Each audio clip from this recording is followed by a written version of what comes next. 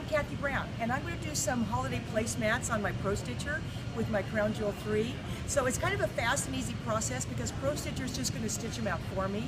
So let me show you how I brought up that design. There's a lot of placemat designs built into the ProStitcher. Of course, you could design some with Art and Stitch, but let's see where I found this one. So when I went into ProStitcher, I did the Season's Greetings, and if I went open, then you can find the placemats under Vicki Malaski placemat. She has a series of 4 different holiday placemats. So I chose Season's Greetings. I've already opened it, so I'm going to cancel that out. Now the placemat came up a size that wouldn't work for me. I do have a little over 14 inches on the stitching area of my Crown Jewel, but what I did is I went over to resize and I chose lock aspect, which means that when I decided the size that I wanted the placemat to be height-wise, I chose height, I came here, I typed in my number, which happened to be 10 inches, and then with lock aspect, it kept the width the same. So I've already chosen 10, so that's great. Now I'm going to do a series of placemats, so I can come up to here to repeat, and I actually could choose repeats and have 4 placemats, 5 placemats, 6 placemats. Whatever fits on my Crown Jewel, I can have that stitch all at once. I just did one. So I come on, I did that.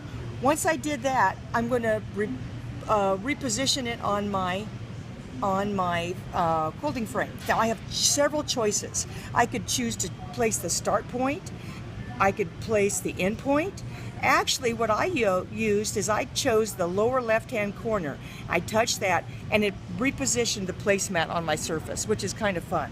So I did that and then I stitched it out. So you can see I stitched one of them out. I could have done all 4, but I've just done one. Now I want these to be fast and easy placemats because it's going to be a holiday hostess gift.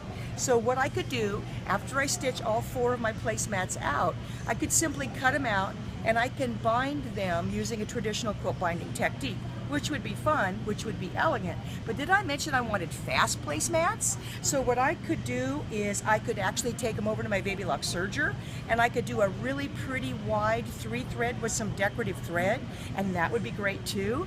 But did I mention I wanted really fast placemats? So what I'm going to do, come on back to ProStitcher.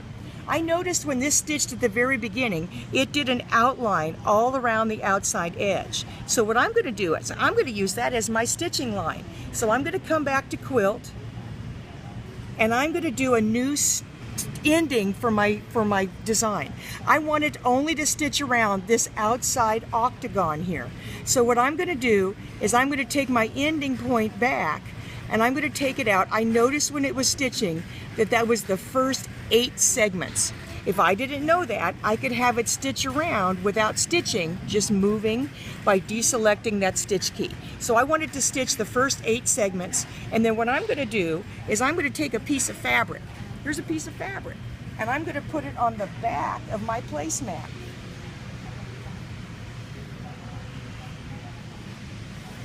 And then I want ProStitcher to just stitch that outline down. So I'm just creating a pillow style placemat.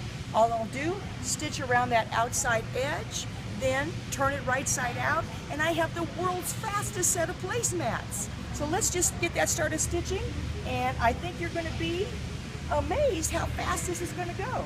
I'm going to go run. It's just going to stitch that outside area.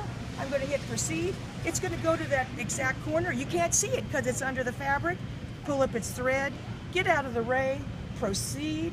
Just all I have to keep my fabric flat, plenty of time for that, and it's going to finish my placemats while I go out and have a holiday beverage. Thanks for watching.